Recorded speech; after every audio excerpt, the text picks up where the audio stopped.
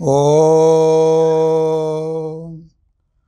रामाय रामभद्राय रामचन्द्राय वेधसे रघुनाथाय नाथाय सीताया पतये नमः।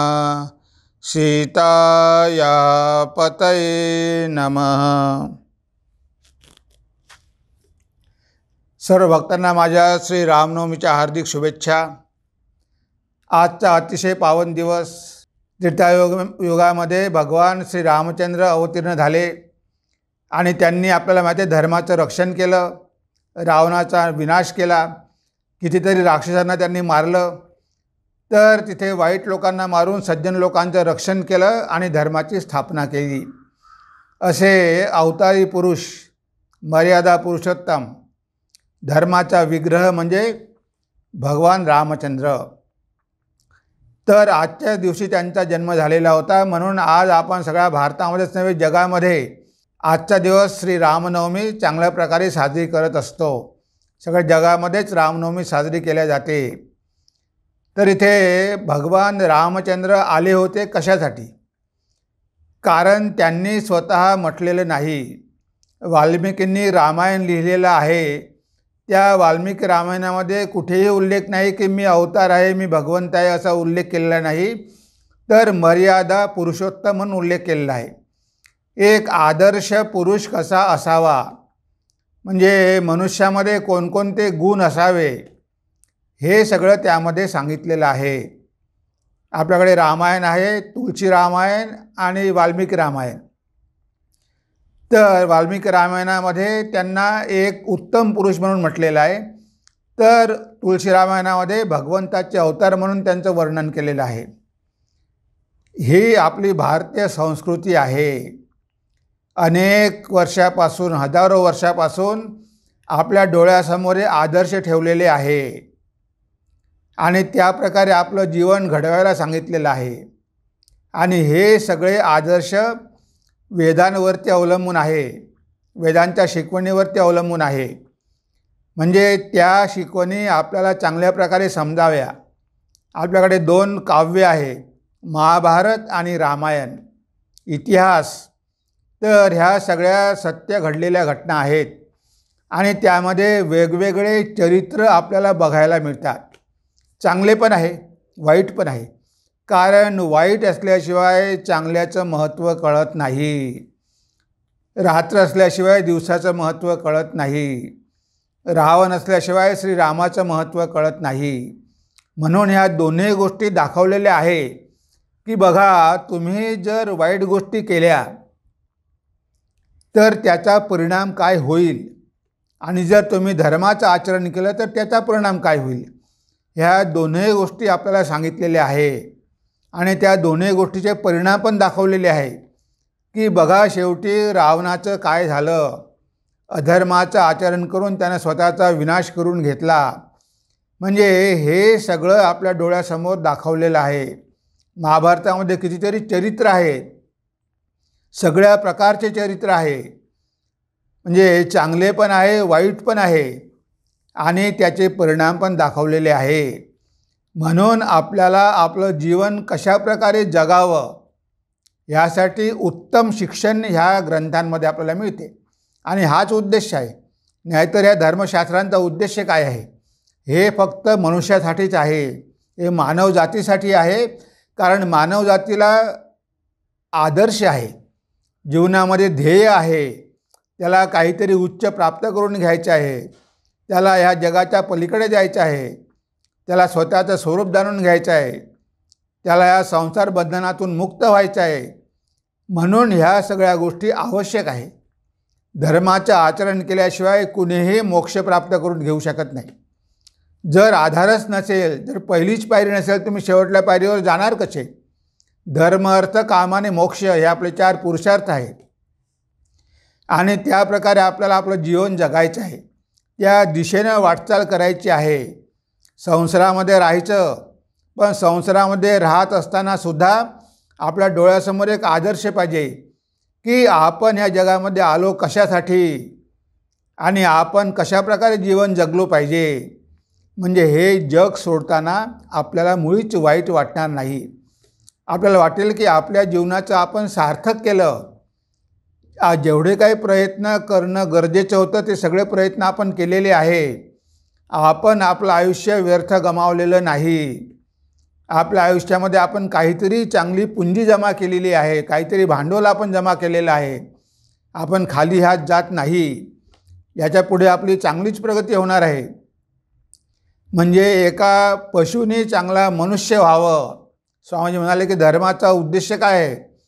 Religion is a idea which makes a brutes unto man and man unto God. धर्म ही एक अशी संकल्पना आहे की जी पशुला मनुष्य करते आणि मनुष्याला देव करते. तर बघा, म्हणजे आपण जरी मनुष्य असू, द्विपाद पशु म्हटलेला आहे, तरी आपल्या मनामध्ये पाशवी वृत्ती खूप असतात आणि ह्या पाशवी वृत्ती गेल्याशिवाय आपण खरा मनुष्य होऊ शकत नाही. तेव्हा हे जे संस्कार आपल्यामध्ये आहे, पाशवी संस्कार आहे, ते आपल्याला काढून टाकायचे आहे. म्हणजे मग आपण एक चांगला मनुष्य होतो आणि मनुष्य होऊनच थांबायचे नाही, तर देवत्व प्राप्त करून घ्यायचे आहे. देवो भूत्वा देवं भजेत. म्हणजे तुम्ही ज्याचं भजन करता, ज्याचं पूजन करता, तुम्ही त्याच्यासारखेच होऊन जाता. तर अशा प्रकारे आपल्या देशामध्ये, हिंदू धर्मामध्ये, सनातन धर्मामध्ये मनुष्य जीवनाला खूप महत्त्वाचं स्थान दिलेलं आहे आणि त्याप्रकारे मनुष्याने जगावं ह्यासाठी अनेक संतांनी, अवतारांनी, ऋषींनी जन्म घेतलेले आहेत. आपल्याला जीवन जगून दाखवलेलं आहे आणि आपल्याला ते आचरण करायला सांगितलेलं आहे.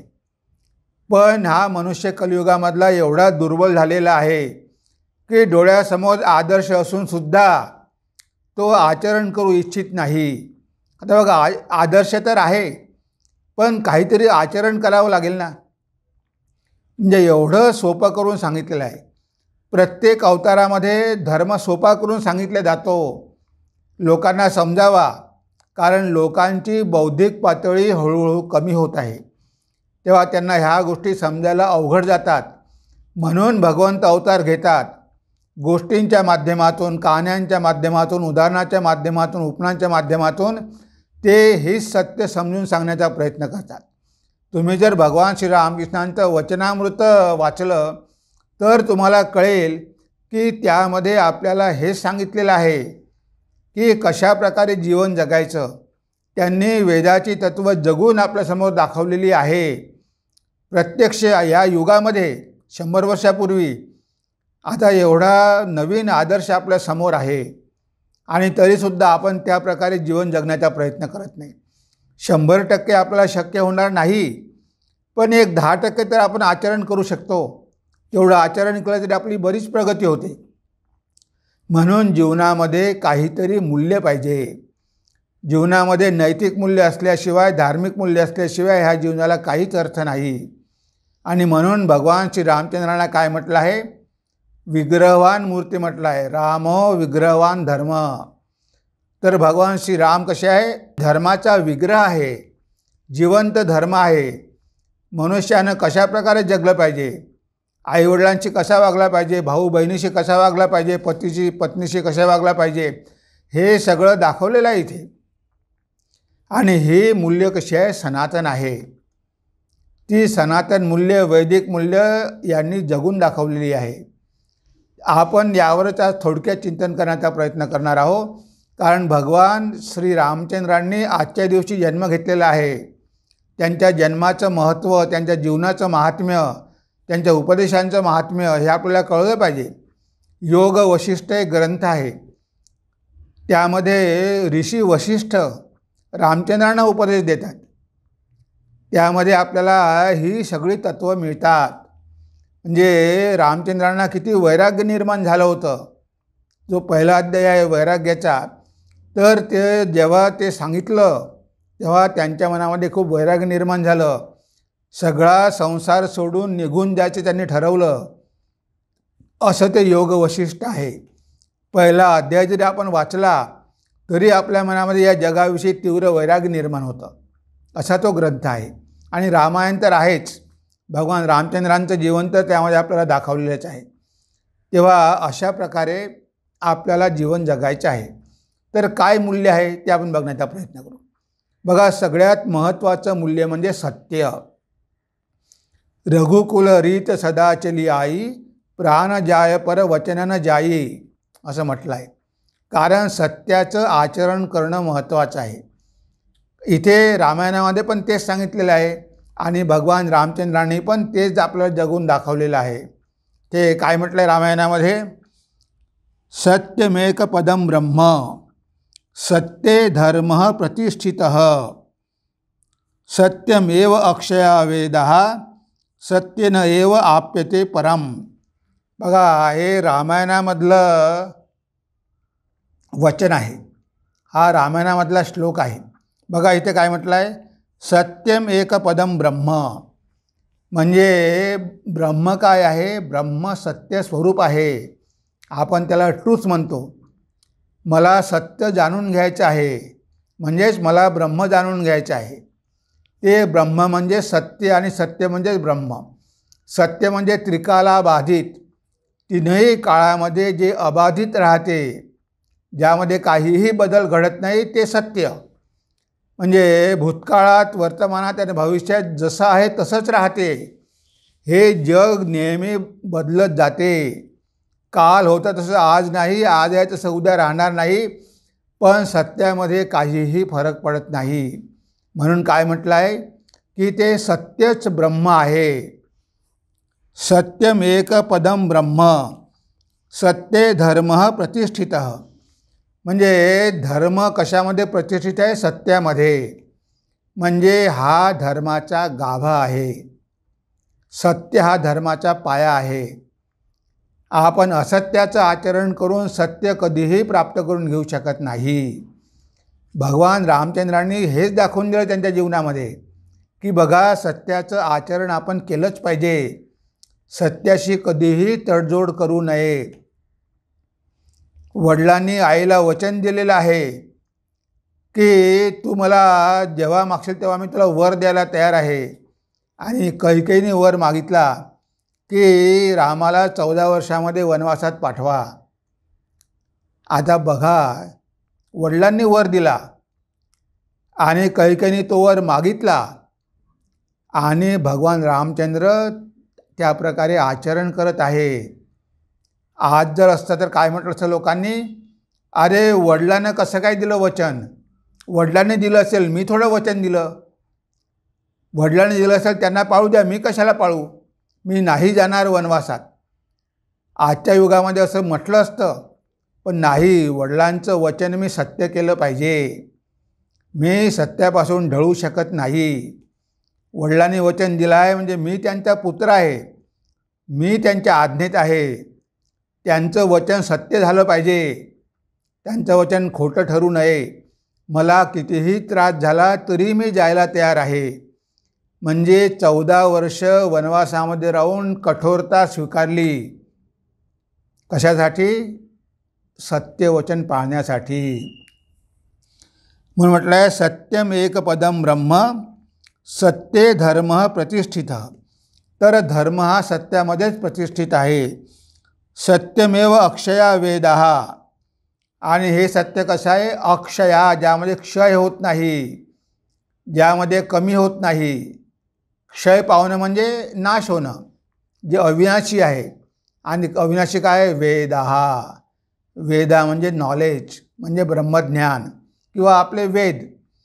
तर सत्यमेव अक्षया वेदः. सत्य कसं आहे? अक्षय वेद आहे. आणि सत्येन एव आप्यते परम. आणि सत्यामुळेच ते परब्रह्म आपण जाणून घेऊ शकतो. दुसरा कोणताही उपाय नाही. सत्याचं आचरण केल्याशिवाय आपण कधीही सत्याचा लाभ करून घेऊ शकत नाही. म्हणून सत्याला किती महत्त्व दिलेलं आहे. कसा तो धर्माचा पाया आहे. सत्यावरच धर्म आधारित आहे. आणि सत्य म्हणजेच वेद, सत्य म्हणजेच ब्रह्म, सत्य म्हणजेच धर्म.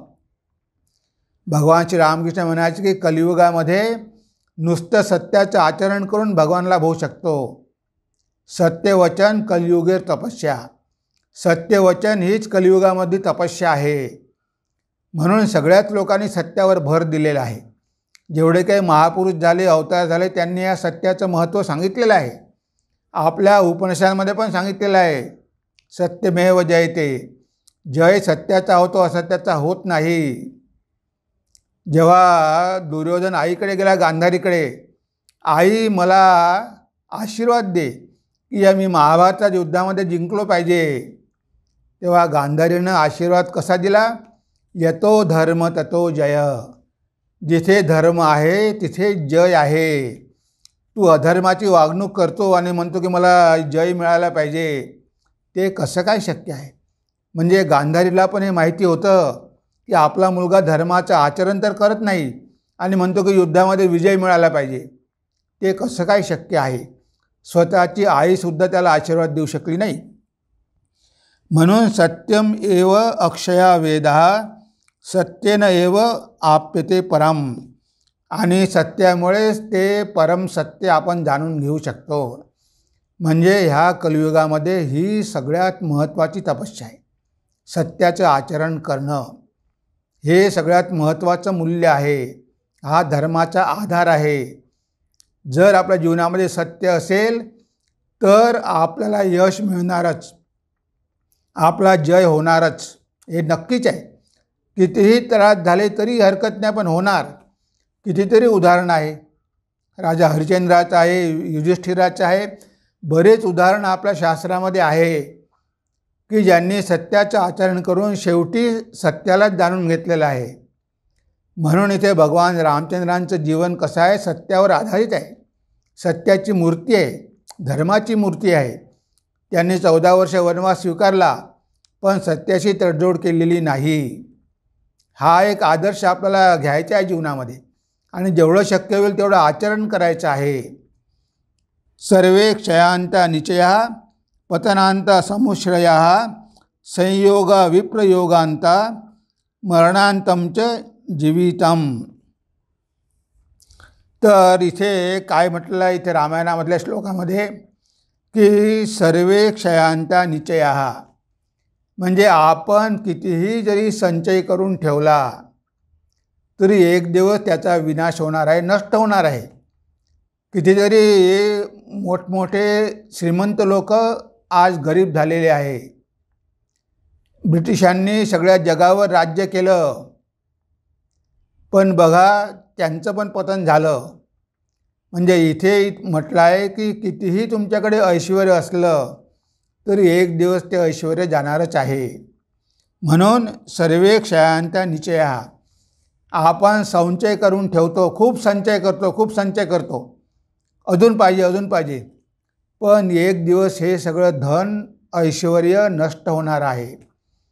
आपण कमावलेलं पुढे आपली मुलं उधळून लावतील, चोर येऊन घेऊन जातील, वकील, डॉक्टर, आजार, ह्या सगळ्या मार्गाने ते सगळं धन निघून जाईल आणि शेवटी तुम्ही कंगाल व्हाल.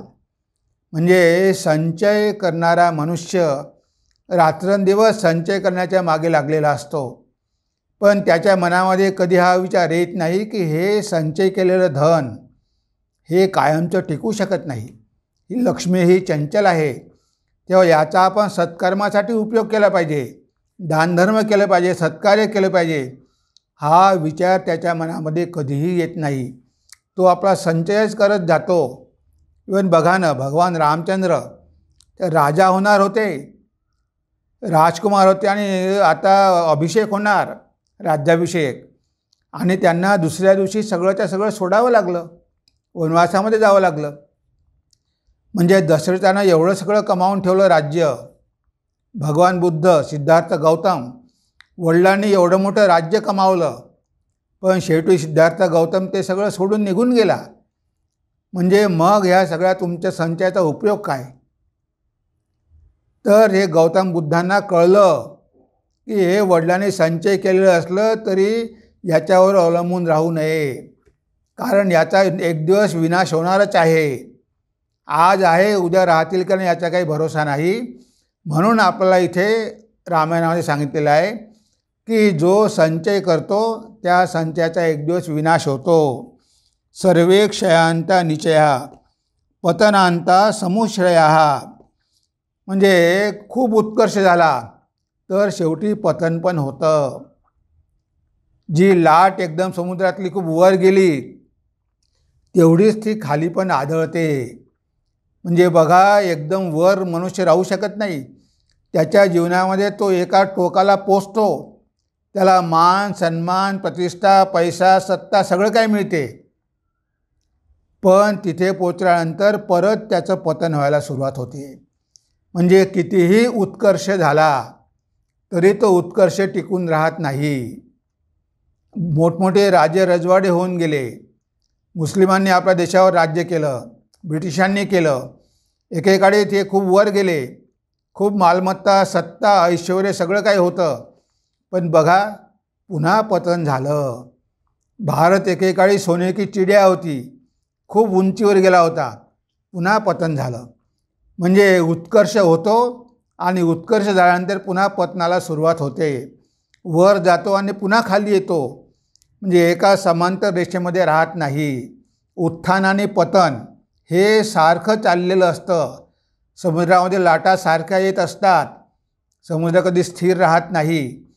तेव्हा आपण त्याचा अभिमान करू नये की माझा आता उत्कर्ष झाला, मला सगळं काय मिळालं, आता मीच भगवान आहे, मीच ईश्वर आहे, असा जर आपला अभिमान झाला तर पतनाला सुरुवात झाली म्हणूनच समजायचं. कारण या उत्कर्षाचा अभिमान झाला तर लवकर पतन होणार. आपण काहीही करू शकत नाही. जे काही तुमचं उत्थान झालेलं आहे ते भगवंताच्या इच्छेने झालेलं आहे. तुम्ही स्वतः त्याचं क्रेडिट घेऊ नका, भगवंताला द्या. तुमच्यामध्ये काय तेवढी कॅपॅसिटी आहे, तुम्हाला भगवंताने मोठं केलं आहे, त्याचे आभार माना. पण तुम्ही भगवंताला विसरून मी माझ्या प्रयत्नामुळेच मोठं झालो असं जर म्हणत असाल तर पतनाला उशीर लागणार नाही. म्हणून म्हटलं आहे की जेव्हा उत्कर्ष होतो त्याचा अंत कशामध्ये होतो? पतनामध्ये होतो. सर्वे क्षयांता निचया पतनांता समुश्रया संयोगा विप्रयोगांता. आणि योगाचा अंत कशामध्ये होतो? वियोगामध्ये. म्हणजे आपला ह्या जगामध्ये संयोग होतो, म्हणजे आपण एकमेकांच्या संपर्कामध्ये येतो. पण लक्षात ठेवा, हा योग आलेला आहे, हा कायमचा राहणारा नाही, वियोग होणारच आहे. हा संयोग फक्त काही दिवसापुरता आहे. उदाहरण देतात, समुद्रामध्ये 2 लाकडाचे ओंडके किंवा नदीमध्ये 2 लाकडाचे ओंडके वाहत वाहत येतात, एकमेकांना ते जुळतात, काही अंतर ते जातात एकत्र आणि पुन्हा मोठी लाट आली की दोन्ही ओंडके वेगळे होऊन जातात, वेगवेगळ्या दिशेने जाऊ लागतात. तसे आपले संबंध या जगामधले आहे. आपण जगामध्ये आलो त्यापूर्वी आपला कुणाशीही संबंध नव्हता. या जगामध्ये आल्यानंतर काय झाला? योग निर्माण झाला. हे आई आहे, वडील आहे, भाऊ आहे, बहीण आहे, हे सगळे काय योग झाला. पण हे सगळे योग एक दिवस वियोगामध्ये परिणत होणार आहे. ते सगळे तुमचे एकत्र आले एकत्र काही राहणार नाही, सगळे आपापल्या मार्गाने निघून जातील. तुम्ही जे एकत्र आलेला आहात ते काही दिवसासाठी आलेला आहात. हे नातं काही परमनंट नाही. प्रत्येक व्यक्ती आपल्या कर्माप्रमाणे जन्माला आलेली आहे.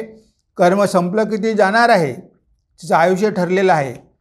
हे सत्य जर आपण जाणून घेतलं नाही तर काय होतं? आपल्याला शोक होतो. हा वियोग होणार आहे, एक दिवस हे जाणार आहे. आपण कितीही आसक्त झालो आणि जेवढं आसक्त होऊ तेवढं दुःख जास्त होईल. मग छाती ठोकत ठोकत अरे काय झालं माझ्या जीवनात, काय झालं माझ्या जीवनात, तरुण मुलगा गेला, पती गेला, हे सगळं होणारच होतं. जेव्हा योग झाला तेव्हा वियोग ठरलाच आहे. जेव्हा तुम्ही एकत्र आले तेव्हा वेगळे होणारच आहे. आता हे न कळल्यामुळे बघा किती दुःख होतं. आता दशरथ राजा त्याला केवढा शोक झाला. आता रामाचा वियोग होणार. आता रामाला विश्वामित्र घेऊन जाणार, नाही माझ्या मुलाला मी पाठवणार नाही. तेव्हा तिथे वशिष्ठ आले. वशिष्ठ म्हणाले की विश्वामित्र घेऊन जायला आले, पाठवून द्या, त्याच्या भल्यासाठी आहे, तुम्ही एवढे आसक्त होऊ नका, एवढा शोक करू नका. तेव्हा मग रामाला पाठवलं. पण राम जेव्हा 14 वर्ष वनवासामध्ये गेला, तो वियोग मात्र दशरथ सहन करू शकला नाही आणि शोकामुळे दशरथाचा मृत्यू झाला. रामाने किती समजावलं तरी पण दशरथाला समजलं नाही. म्हणजे बघा, योग होतो आणि वियोग पण होतो, हे चांगल्या प्रकारे आपल्याला माहिती पाहिजे. असं आपण कधीही मनामध्ये ठरवू नये की आता असंच राहणार आहे कायमचं, आता चांगले दिवस आहे असेच चांगले दिवस राहणार आहे, असं नाही. हळूहळू एक एक एक एक एक एक तुम्हाला सोडून जाणार. मग त्यासाठी तुम्ही मनाची तयारी ठेवा. आई जाणार, वडील जाणार, मोठा भाऊ जाणार, अचानकपणे पत्नी जाणार, कधीकधी मुलं पण जाणार. हे सगळे जाणारे आहे, हे परमनंट राहणारे नाही. हे एक काय आहे, धर्मशाळा आहे. आपण काही दिवसासाठी इथे राहायला आलेलो आहे, कायमचं कोणीही इथे राहू शकत नाही. म्हणून आपलं घर इथे बसवू नका. हे लक्षात ठेवा का या जगाचं अस्तित्वच नाही, हे सगळं नश्वर आहे. म्हणून जिथे संयोग आहे तिथे वियोग पण आहे. हेच आपल्याला भगवान रामचंद्राच्या जीवनामध्ये बघायला मिळतं की तिथे संयोग पण झाला. सीतामाई त्यांच्या जीवनामध्ये आली, पण शेवटी वियोग पण झाला. सीतामाईला जंगलामध्ये सोडावं लागलं. म्हणजे तिथे मग जर त्यांनी सोडलं नसतं किंवा आसक्ती असती तर खूप शोक झाला असता, खूप दुःख झालं असतं. पण माहिती होतं का योग झाला आहे काही कार्यासाठी, आता वियोग होण्याची वेळ आलेली आहे, आता वेगळं होण्याची वेळ आलेली आहे. म्हणून ते स्वतः वेगळे झाले. म्हणजे बघा, हे मनुष्याला समजत नाही. अवतार हे दाखवून देत असतो की हा योग आणि वियोग दोन्ही राहणार आहे जगामध्ये. म्हणून तुम्ही कशावरही आसक्त होऊ नका. जेवढे आसक्त होईल, जेवढा मोह होईल, तेवढा तुम्हाला शोक पण होईल, तेवढंच जास्त दुःख होईल. कारण तुम्ही सत्याला जाणूनच घेतलेलं नाही. हा जगाचा नियम आहे. जिथे योग आहे तिथे वियोग आहे, जिथे उत्कर्ष आहे तिथे पतन आहे, आणि जिथे संचय आहे तिथे विनाश आहे, आणि जिथे जीवन आहे तिथे मृत्यू आहे. मरणांतंच जीवितम. तर इथे जीवनाचा अंत शेवटी मरणामध्ये आहे. जन्माला आलो आपण त्याच दिवशी आपल्या कपाळावर लिहिलेलं आहे आपल्याला कधी जावं लागणार आहे. म्हणजे कुणीही व्यक्ती, जन्माला आलेली व्यक्ती इथे अमर राहू शकत नाही. सगळ्यांचे शरीर एक दिवस मरणारच. कितीही आयुष्य वाढू द्या, 100 वर्ष जगला असेल, 110 वर्ष जगला असेल, तरी एक दिवस जावंच लागेल. इथे कोणीही शरीर घेऊन अमर होऊ शकत नाही. शरीर सोडावंच लागतं. मग तो कुणीही असो, कितीही श्रीमंत असो, तो सुद्धा शरीर ठेवू शकत नाही. म्हातारपण येणार, वृद्धावस्था येणार, आणि एक दिवस शरीराचा विनाश पण होणार, मृत्यू पण होणार. हे अटळ आहे.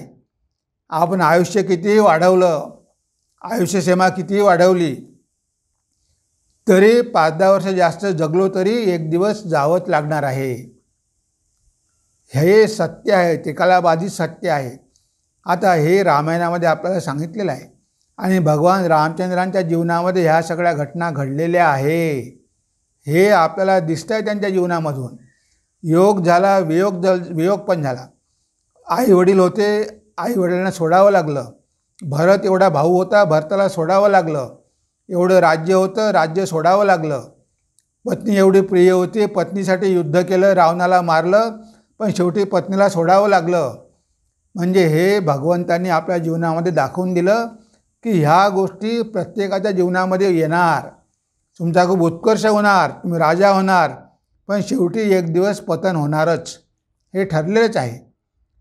तर ह्या गोष्टी जर आपल्याला माहिती असेल की ह्या जगामध्ये कोणतीही गोष्ट स्थिर राहू शकत नाही, कारण जगाचं नेचरच तसं नाही आहे, अस्थिर आहे.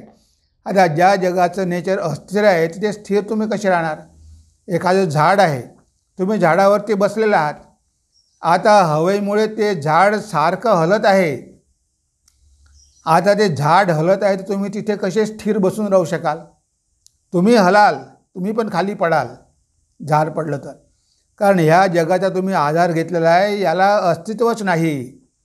तेव्हा हे एक दिवस सगळं कोलमडणारच. म्हणून म्हटलं आहे, सर्वे क्षयांत अनिचया पतनांता समुश्रया संयोग विप्रयोगांता मरणांतम च जीवितम. तपते यजते चैव यच्च दानं प्रयश्यति क्रोधेन सर्वं हरति तस्मात् क्रोधम विसर्जयेत.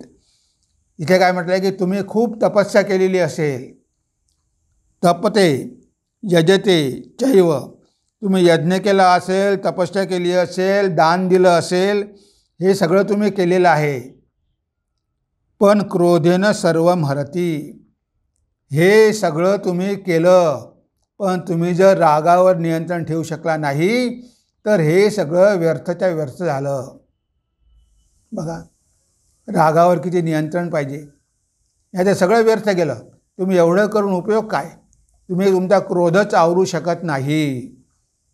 बरेचदा आपण बघतो, दुर्वासा ऋषी एवढी तपस्या केली, सगळं केलं, पण किती क्रोध. विश्वामित्र किती क्रोध. म्हणजे बघा, सगळी तपस्या त्यांची गेली वाया. हा क्रोध जर निर्माण झाला तर सगळं काही नष्ट होतं. बघा, भगवान रामचंद्रांचं जीवन बघा. जेव्हा परशुरामजी आले, जेव्हा रामचंद्रांनी धनुष्य तोडला,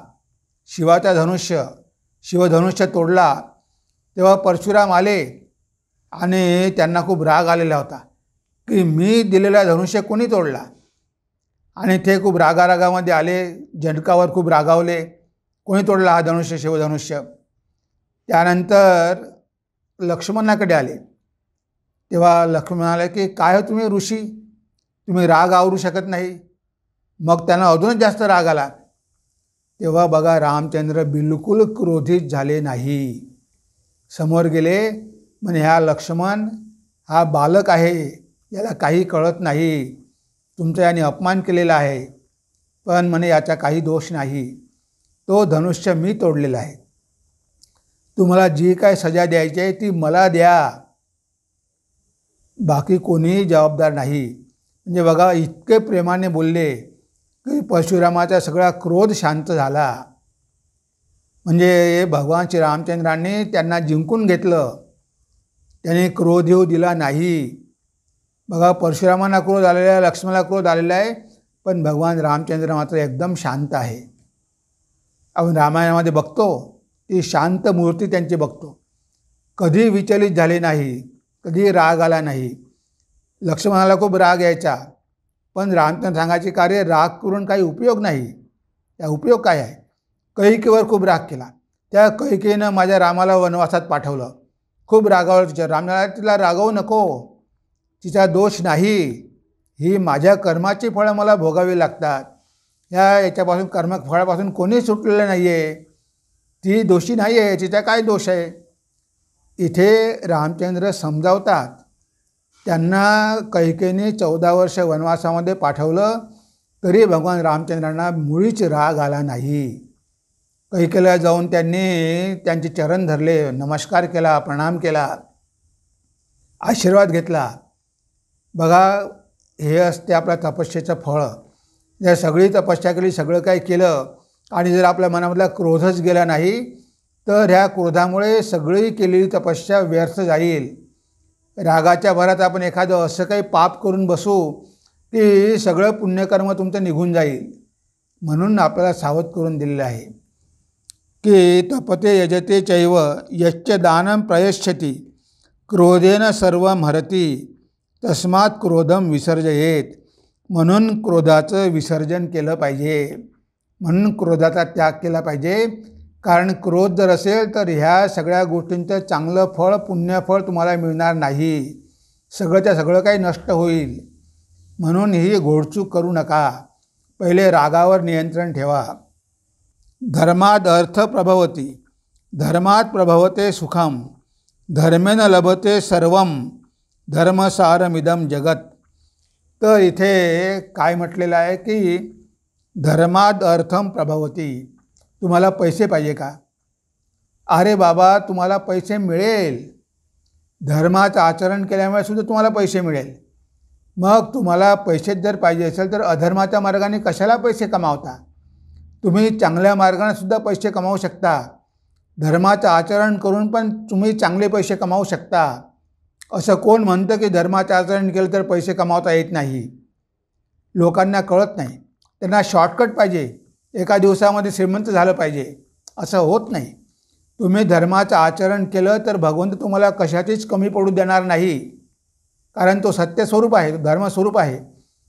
पण आपल्याला तेवढी धीर नसते, लवकर पाहिजे, म्हणून आपण शॉर्टकट मार्ग घेतो आणि अधर्माच्या आचरणाने पैसा कमावतो. पण तसा पैसा कमावलेला कधीच राहत नाही, तो शेवटी निघूनच जातो. म्हणून इथे म्हटलं आहे की धर्माचं आचरण केल्यामुळे तुम्हाला अर्थ मिळेल, तुम्हाला सुख पण मिळेल. तुम्ही सुखासाठी एवढे तडफडत आहात या जगामध्ये, तुम्हाला सगळी सुखं मिळतील. धर्माचं आचरण तर करा, तुमचं मन शांत झालं तर सुख पण मिळेल. नाही तर सुख कितीही असले पण शांतीच नाही आहे, उपयोग काय? बघा, पाश्चात्य देशांमध्ये खूप सुख आहे पण त्यांना शांती नाही आहे. तर इथे सुख आणि दुःखामध्ये शांती राहील जर तुम्ही धर्माचं आचरण केलं तर. आणि धर्मेण लभते सर्वम धर्मसारमिदम जगत. धर्माचं आचरण केल्यामुळे सगळं काही प्राप्त होतं. हाच या जगामध्ये धर्मसारम इदम जगत. धर्मच एकमात्र सार आहे. या जगामध्ये सार काय आहे? धर्मच आहे. बाकी सगळं निस्सार आहे, सगळं नष्ट होणार आहे. जे काही धर्मावर आधारित आहे, धर्मात प्रतिष्ठित आहे, तेच टिकणार आहे, तेच तुमच्यासोबत जाणार आहे. बाकी सगळं त्या सगळं इथेच राहणार आहे आणि शेवटी मनुष्याची अधोगती करणार आहे. म्हणून हे सगळं भगवंताने जगून दाखवलेलं आहे. भगवान रामचंद्र आपण काय म्हणतो? धर्माचा विग्रह म्हणतो. त्यांनी हे सगळं दाखवून दिलेलं आहे. कशाप्रकारे आपल्या भावाशी नातं असलं पाहिजे. राज्यासाठी हपापलेले नव्हते. भरताला म्हणे की तू राज्य कर. बघा, आजकाल भाऊ भाऊ जमिनीसाठी भांडतात. इथे सगळं राज्य सोडून द्यायला तयार आहे भगवान. म्हणाले की हे तू घे राज्य, तू राज्य सांभाळ.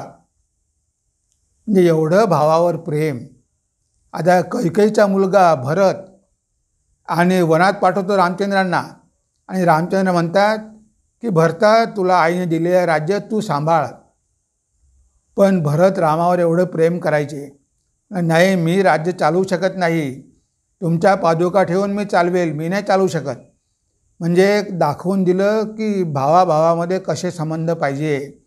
ह्या जमिनीच्या तुकड्यासाठी आपसामध्ये भांडणं करायचे, खुनाखुनी करायचे, झगडे करायचे, हा कलियुगामध्ये आपण बघतो. पण आदर्श भगवंताने आपल्याला दाखवून दिलेला नाही. मनामध्ये कुठेतरी त्यागाची भावना पाहिजे, मनामध्ये कुठेतरी त्याग करायचा विचार पाहिजे. नाहीतर सगळं मलाच मिळालं पाहिजे असं नाही. तर इथे भगवान रामचंद्रांनी दाखवून दिलेलं आहे धर्माचं आचरण कसं करायचं, या जगामध्ये कशाप्रकारे राहायचं, कशाप्रकारे आपण पैसे कमवायचे, कशाप्रकारे आपल्या प्रजेला खुश ठेवायचं. हे सगळं त्यांनी एक राजा, एक पुत्र, एक भाऊ, एक पती म्हणून सगळे उदाहरणं आपल्या डोळ्यासमोर ठेवली आहे. म्हणून ते पुरुषोत्तम आहे, आदर्श पुरुष आहे. त्यांनी आपल्याला जे दिलेलं आहे त्याचं आपल्याला आचरण करायचं आहे. अयोध्येला एवढं मोठं मंदिर झालं, ते कशाचं मंदिर आहे? धर्माचं मंदिर आहे. ते मंदिर बघून, भगवान रामचंद्रांना बघून आपल्याला प्रेरणा घेऊन त्यानुसार आपल्याला आपलं जीवन घडवायचं आहे आणि भारत पण त्या आदर्शावर घडवायचा आहे. हाच एकमात्र उद्देश आहे.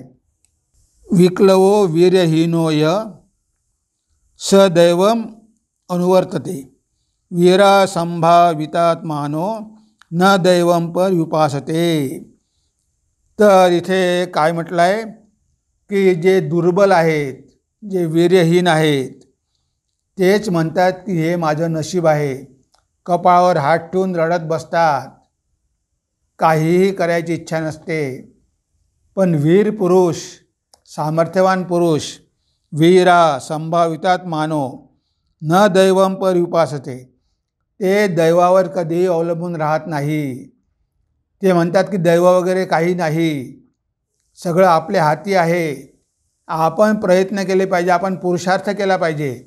आता जे काही घडलेलं असेल त्याचे आपल्याला फळं मिळेल, प्रारब्ध कर्म केलं असेल त्याचे सुखदुःख मिळेल.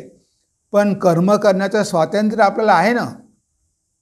आज आपण वर्तमानामध्ये चांगले कर्म करून महान होऊ शकतो, आपले वाईट कर्म सगळे आपण नष्ट करू शकतो. म्हणजे बघा, जो मनुष्य दुर्बल असतो, विधेयहीन असतो, तो म्हणतो की आता झालं सगळं, आता मी काही करू शकत नाही, सगळं गेलं, काय माझं नशीबच असं फुटकं आहे, माझ्या नशिबात ह्या सगळ्या गोष्टी आहे. तो असं म्हणत रडत बसतो आणि काहीही करत नाही. पण हे मात्र योग्य नाही. तुम्हाला कोणीच बांधू शकत नाही. तुम्हाला पूर्ण स्वातंत्र्य आहे. तुम्ही प्रयत्न करू शकता, कठोर प्रयत्न करू शकता. कितीही खाली गेले तरी तुम्ही पुन्हा वर जाऊ शकता. विश्वामित्राचं किती वेळा पतन झालं, पण ब्रह्मर्षी विश्वामित्र झालेच किती. म्हणजे बघा, इथे होऊ शकतो मनुष्य. त्याचं कितीही पतन झालं असेल तर वाल्मिकी एक दस्यू ऋषी वाल्मिकी झाले.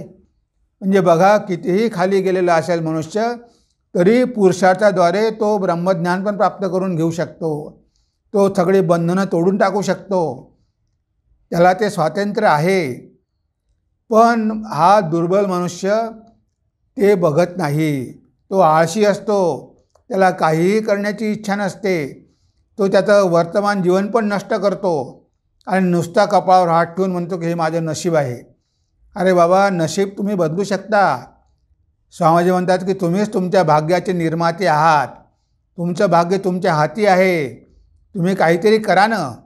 आता तुम्हाला संधी आहे करण्याची. तुम्ही का बदलत नाही तुमचं भाग्य? आज जे कराल तेच तुमचं उद्या भाग्य होणार आहे. पण नुसतं मागचं भूतकाळाचं घेऊन रडत बसण्यात काही उपयोग आहे का? काहीतरी पुरुषार्थ या जन्मात करा. चांगले कर्म करा, पुण्यकर्म करा. मग तुम्ही पुढे पुढे जात राहाल. म्हणून इथे भगवंताने आपल्याला सांगितले आहे की रडत बसायचं नाही. जेव्हा लक्ष्मणाला बाण लागला, मूर्छित पडला, तेव्हा सगळ्यांनी आशा सोडली की आता शक्य नाही. आता सुषेण वैद्य आहे, तो बरा करू शकतो. पण सगळे म्हणाले की आता सुषेण वैद्य कसा, तो तर लंकेमध्ये आहे. हनुमानजी म्हणाले की लंकेमध्ये आहे म्हणून काय झालं, असं म्हणू नका की ते शक्य नाही. हनुमानजी गेले आणि सुषेणला घेऊन आले.